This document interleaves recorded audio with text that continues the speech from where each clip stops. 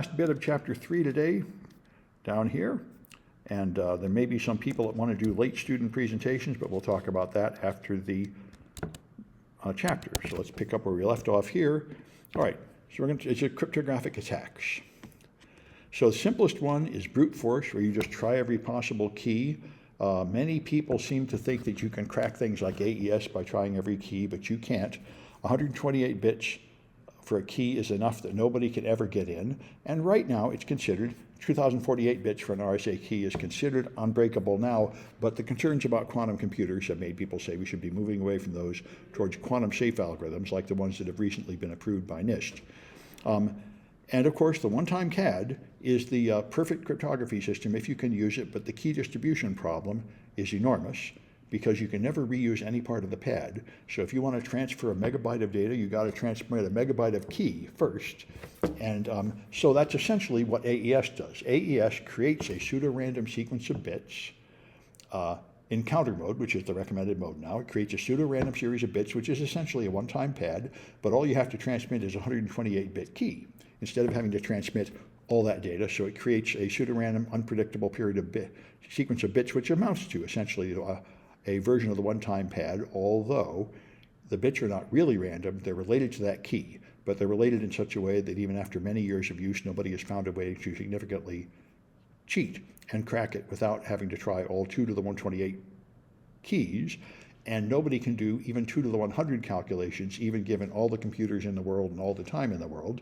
So unless there's a faster way to do it, which has not been discovered, that should be perfectly safe. Unless we get quantum computers, and if that happens, we'll have to double this up to 256 bits. And there's already a version of AES 256 available for that. Social engineering, as I mentioned in the news, is the main thing. You can just ask people for the password. And if you ask them convincingly, they'll hand you the password with a good phishing page. And that's the number one risk, really. And rainbow tables is another technique that used to be quite powerful up to Windows XP, because Microsoft used a system where you could actually perform an efficient time-memory trade-off. It's not been very practical for modern hash algorithms, but it was very effective then. You could just boot from a specialized Linux CD, and you can, like 5 or 10 minutes, you could crack any Windows XP password. But so Microsoft upgraded to a later hashing system that is more resistant to those attacks. Now, in principle, when cracking a cryptographic system, if you know the plain text and you have the ciphertext, then that can make it easier to crack. And this is, of course, quite common for things like network traffic. Network traffic is very, very redundant. A huge amount of the packets are ARP packets. The ARP packets are almost all the same. They're very small, so you can identify them just by the size. So in fact, you can guess the plain text of a lot of that traffic, and therefore you can use this kind of attack. Chosen plain text is even nicer. If you can send plain text data to the server and it will encrypt it and send it back to you, and you can keep sending more and more plain text data, then you can very carefully send specialized plain text data, things like all zeros are the one, all zeros are the one moved over, some simple pattern of plain text data going up so you can try to catch how it works. And there's been a whole lot of these things. Another one is padding oracle attacks, where with the server makes the error of telling you what was wrong with the cryptographic stuff you sent. So it can't decrypt it. It tells you the problem is with the padding. Then you can use that to pump out information about the key. And Beast and Crime and many other attacks, Lucky 7, there was a whole bunch of these that will crack into older versions of HTTPS by sending millions and millions of requests to the server, which it will encrypt, and comparing all those cryptographic systems, all those ciphertexts. Meet in the middle attack is quite deadly. You may recall when we had DES, data encryption system, I think. The 56-bit DES was considered not safe enough because 56 was not long enough. So then we moved to triple DES. And you wonder, why don't we go to 2 DES? 56 times 2 is 112. That would seem to be enough. But the problem is you can crack it with a meet in the middle attack. If you want to crack a system that has 2 stages with 56-bit keys, what you do is you start from the plain text, encrypt it, and get 2 to the 56 middle numbers. Then you start from the ciphertext and decrypt, getting 2 to the 56 of them, and all you have to do is have 2 to the 56 worth of memory and compare those lists. So you can crack a 112-bit key by cracking 2 56-bit keys. That's meet in the middle, and that's why we use triple DES. So even if you meet in the middle, one side is still 112 bits. So Triple DES is considered perfectly fine and secure. The only thing about it is it's faster and easier to just use AES. But if you are using triple DES, it's considered plenty secure. 112 bits of security is good enough. You may also have some knowledge about the key. If the key is predictable based on a dictionary word, contains only uppercase characters, based on a password that's short, something like that, if you have some kind of information about the key, then of course you might be able to try all keys in that limited space, even if you don't, of course, have enough time to try all possible keys. And then there's differential cryptanalysis, which was considered a military secret until fairly recently.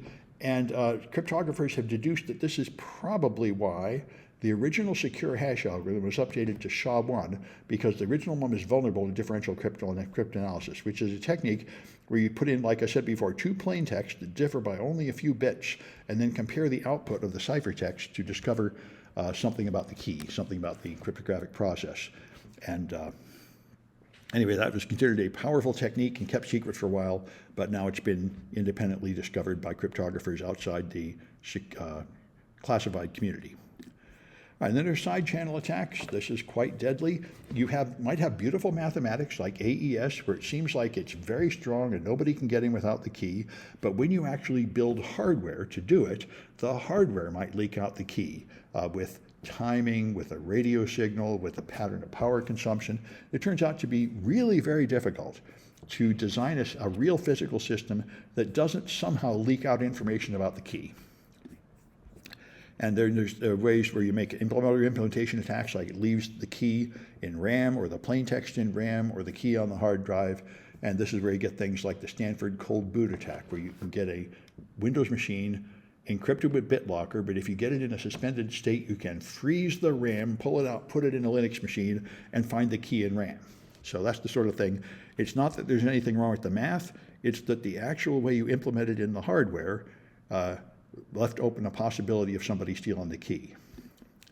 A birthday attack is another one to understand how often it is to find a collision in a hash function. If you have a classroom with 23 people, you just ask everybody, what's your birthday, just month and day, it's very likely that two people in the room will have the same birthday. And that's because it's not just 23 guesses out of 356 days, it's more like 23 squared. There's 23 times 22 over 2, 253 pairs of people among 23 people, so that's 253 chances to guess a collision that would only have 1 in 365 chance of happening, so that's fairly likely. And that's in general true at hash collisions. Hash collisions are found at half the hash size, so 128-bit hash, like MD5, well, if you just hash random numbers, you will find that there's a collision around 2 to the 64 of them, for the same reason. At the time, when you have 2 to the 64 hashes calculated, then there are almost 2 to the 128 pairs of hashes, and therefore there's a pretty good chance that 2 of them are going to match. So you need to make the hash function twice as long as the length required to mean you're not going to have collisions that bother you. That's why the 128 bits is not enough. SHA-1 was 160, and now most people are using SHA-2 of 256, which is really much, much longer. All right, so you got to implement your cryptography. Digital signatures are one important use of this. This came with the Digital Millennium Copyright Act of, I think, 98, saying that we can now sign documents online, perform financial transactions and business transactions online. So what you do is you have some document here, like a loan agreement for a car or house or something. You run it through a hash function. Then you encrypt it with your private key, and that's the digital signature. The public key is published and associated with your name, so anybody can verify this with the public key. The document is not a secret. Anybody can see the secret, and they can repeat this and verify the signature, and that proves that you signed it because you're the only person holding the private key, and it proves that nobody has modified it, or it wouldn't match. So this is authentication, integrity, and non-repudiation, but the signature itself does not provide confidentiality. Now, you could encrypt it as well to get confidentiality, but the purpose of a signature is not to provide confidentiality. It's to provide these other things: authentication, integrity, and non-repudiation. Authentication means you know who signed it. Integrity means you know it has not been modified. And non-repudiation means the person who signed it cannot later deny that they signed it. And you need those things for a financial transaction, where I take out a house loan, and then if I don't pay, you're going to come impound my house. I have to not be able to claim later that I didn't sign it. So that's how you verify it. That's what this summarizes. Message authentication code, it verifies the integrity of a message. This provides integrity and authenticity, and there's a variety of cryptographic methods used for it. A lot of financial systems apply message authentication codes to blocks of data. HMAC is another one, a hashed message authentication code. And then something you attach to some data, which you can use to verify that that data has not been altered, and if you have a shared secret, it also proves that that data came from the other person holding the shared secret. So the public key infrastructure manages these digital certificates, which are how you get the public keys. So the major companies like Google and everyone have put them in this system. This is a bunch of servers like the DNS system. A bunch of servers are handing out these certificates and verifying them every time you use them. So when you connect to a website, and you should go to google.com, your browser sends to a trusted third party. It gets the certificate from Google. The certificate from Google tells it who issued this certificate. Your browser verifies with the certificate issuer, this is really the genuine certificate you sold Google, and it's still valid, and then you trust that the public key included in that certificate can be used to encrypt data and send it to Google, and nobody else can read it. That's how it works. That's server-based is typically how you do it. You can also have a key tied to a person, or mutual authentication where you have a key at both ends. These last two are pretty rare. Most individuals don't bother to have a public certificate, although now there's something called Microsoft Passport that's going around as some substitute for passwords, and it's something like this. I don't know exactly how it works, but you'll see Google and Microsoft sites will begin harassing you to quit using passwords and switch to passports, which are some kind of digital certificate stored on your machine with some form of public key cryptography to uniquely identify that machine as an alternative to passwords. I've been avoiding them because I heard on Security Now that the current system is pretty buggy and flawed and not really too wise to get involved with it yet. But anyway, the public key infrastructure has certificate authorities that issue and revoke certificates, registration authorities that authenticate users, certificate holders can sign documents, and repositories that hold certificate revocation lists, which, by the way, have never worked. And if you listen to the Security Now podcast, you'll hear a lot of stories about the saga of certificate revocation lists. There currently is no good system to verify that certificates have not been revoked, which is a weakness in the system. And there's been arguments for years about upgrading this process, and so far they haven't come up with any standard that actually works very well. So your private key, you may notice, is absolutely essential. Remember back up here when you sign something, you're actually going to be legally bound by this agreement. They're going to say you signed it because it was signed with your private key. So if you're not storing your private key securely and other people can get it, that's like them getting your password. They can now impersonate you online and make agreements that you might be held to. So you got to back them up. You have to not lose them, and you have to back them up. So one thing you might do when backing them up is use key escrow, where you just put part of the key at a couple of trusted third parties so that they can't impersonate you, but you can still recover your key if you lose it. Secure Sockets Layer was the first system from Netscape. Now it's replaced by Transport Layer Security for HTTPS. This is what's actually used. And you can see the handshake. If you boot up Wireshark and connect, you'll see SYN/SYNAC ACK. That's the TCP handshake to connect from your local port to port 443. Then you have a client hello and an ACK. Then you have a server hello and an ACK. And then you're going to have a change cipher spec. So what happens is the client connects and the server connects. When the server connects, it says, okay, here's all the cryptographic systems that I will support. And the client says, okay, I can stand this, let's use this one, and then you agree on it, and then you exchange a private key, then you verify the certificate with the trusted third party, and at the end of all that multiple back and forth, you've got a encrypted tunnel that you can use to send data back and forth with great security. All right, so IPsec is another form of encryption used on the internet. It has authentication header and encapsulated security payload methods, and it uses supporting protocols ISACAMP and IKE, and it's pretty complicated. You can force it to use something insecure. Yes, Karen, very point. You can. This is actually a huge problem. If the server is not up to date and it offers old cryptographic systems that are unsafe, then you can choose to use them. And even a person in the middle could do it, because you're susceptible to man-in-the-middle attacks until this is done. So at earlier stages where it's plain text, some person in the middle could take your client request where you say, I'm using like Chrome, and it could say, oh no, I'm using Internet Explorer version 2. I can only use a 40-bit key, and the server might fall for that. Now, what servers should do is update their server software so they will not offer any really weak protocols.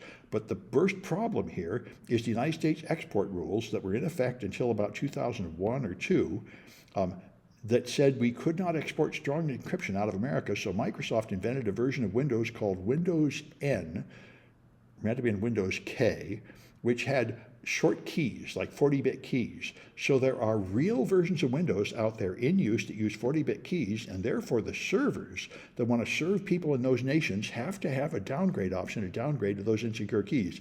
That's why the cryptography community complained about this.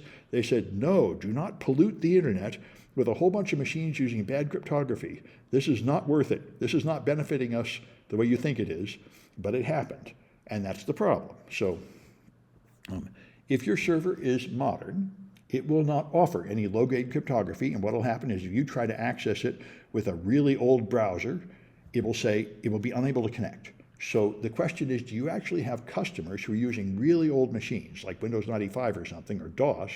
If you do, then you will have to support really old cryptography, but most people, that's your decision. Do you want to reach those people? If you do, you're going to have to allow them to use insecure cryptography. But most people would rather just have people with reasonably modern machines that no longer are using insecure cryptography. That's a problem. All right, so the authentication header provides authentication and integrity for each packet, but not confidentiality.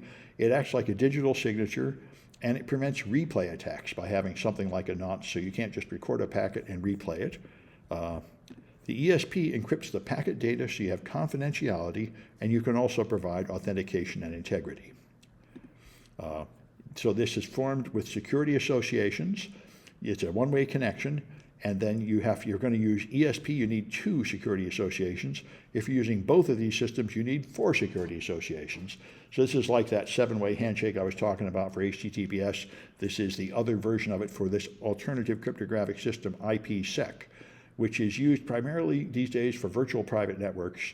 It's not used for HTTPS connections. But, it's a VPN protocol. It's another form of encryption. It was originally intended to be included with IP version 6, but it turned out to be so useful they backported it to IP version 4.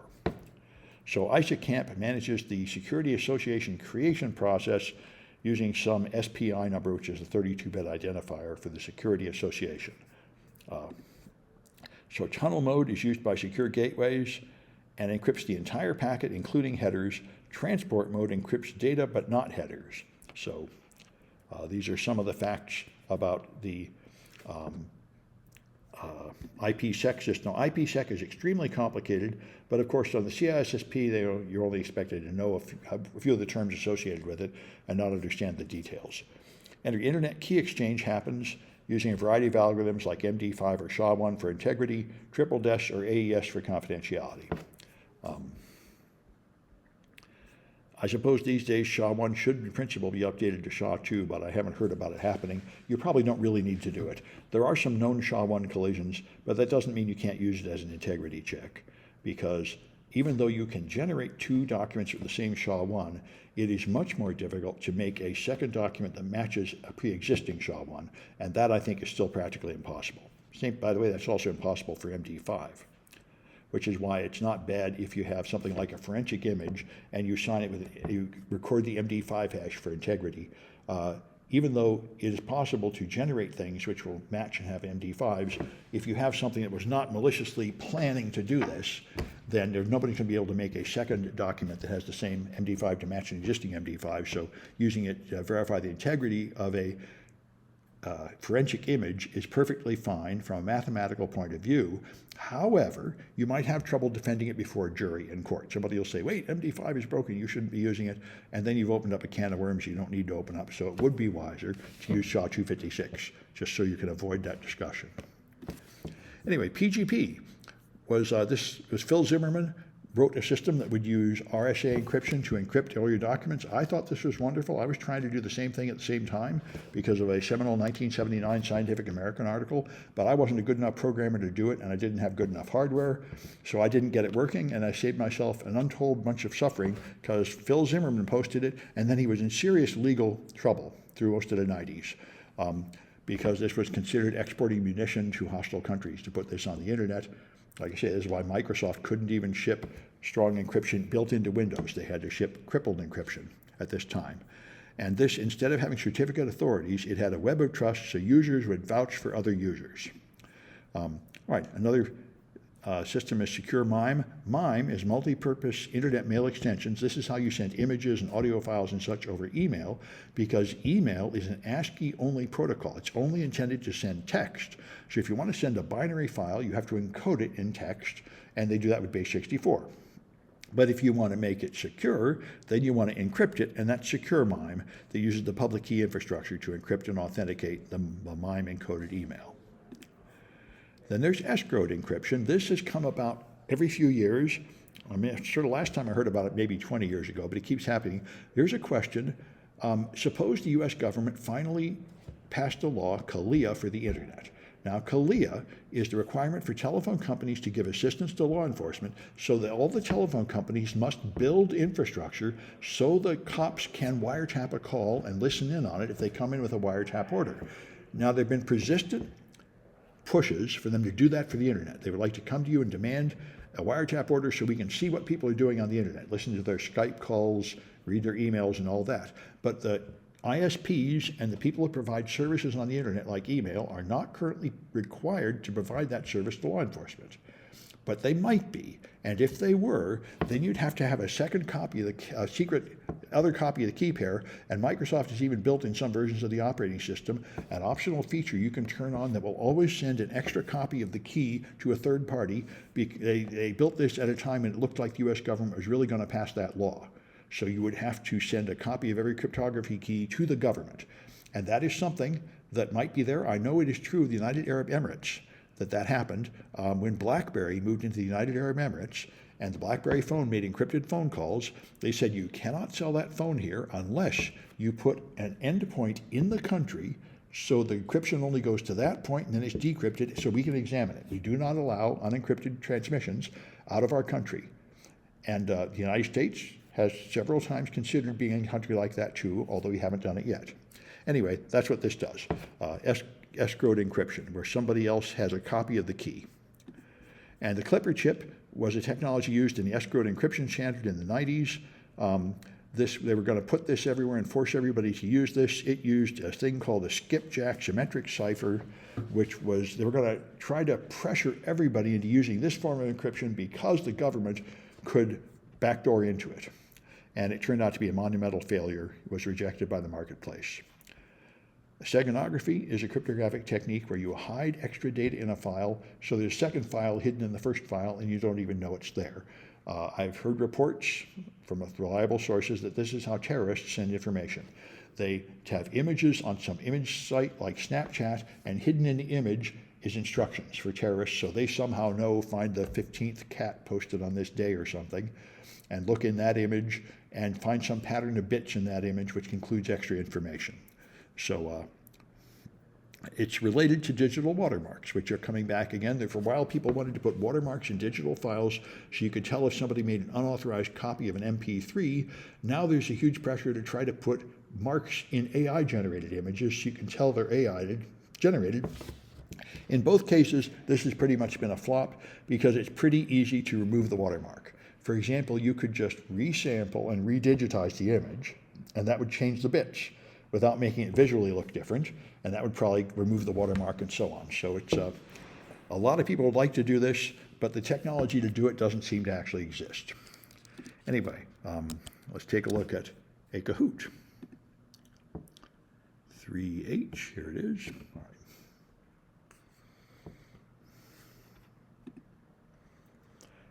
It's part of the current U.S. government's plan for AI to make all the AI image producers are supposed to watermark their images. But it's not clear that any of the systems are really good enough to do that.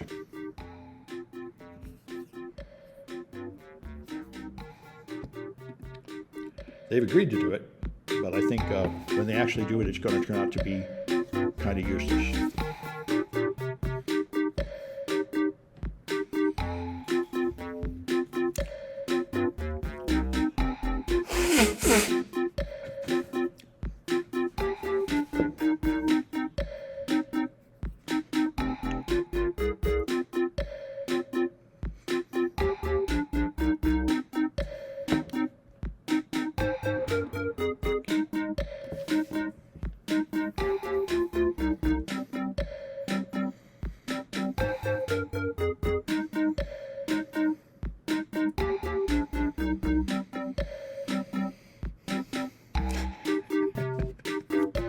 Keep offering to sell me Twitch viewers. I'm not aware of what benefit I would gain by having fake Twitch viewers. I understand Donald Trump paid for a ton of Twitter followers back in the day. Anyway, I haven't bought any Twitch viewers.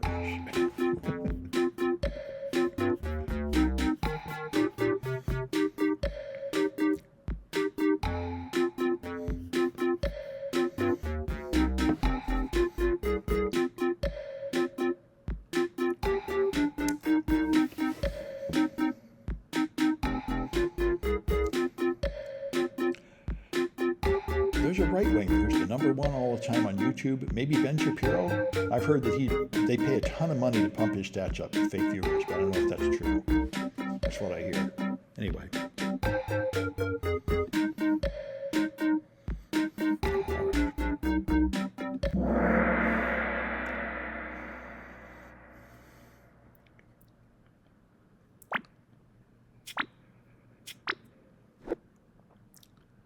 All right, so what attack defeats 2 deaths?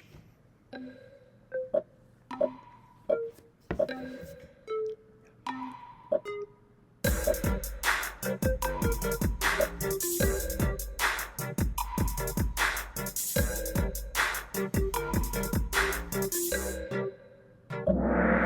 meet in the middle.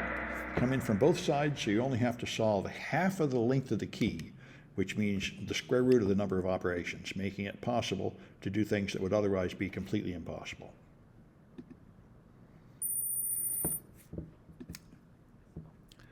All right, what attack deduces the key from electric power consumption?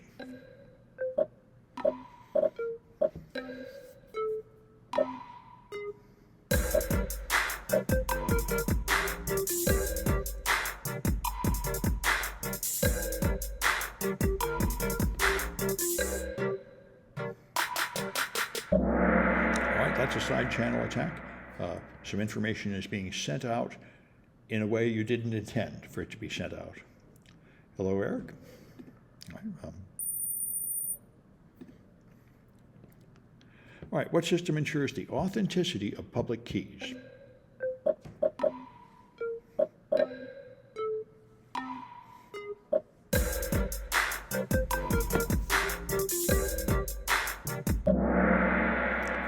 Yep, that's the public key infrastructure. That's how you know which public key belongs to which company, Google and Microsoft and so on.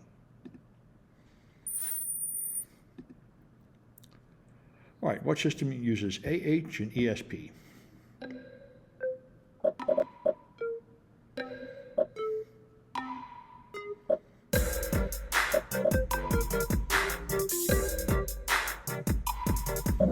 Those are modes of IPsec. All right.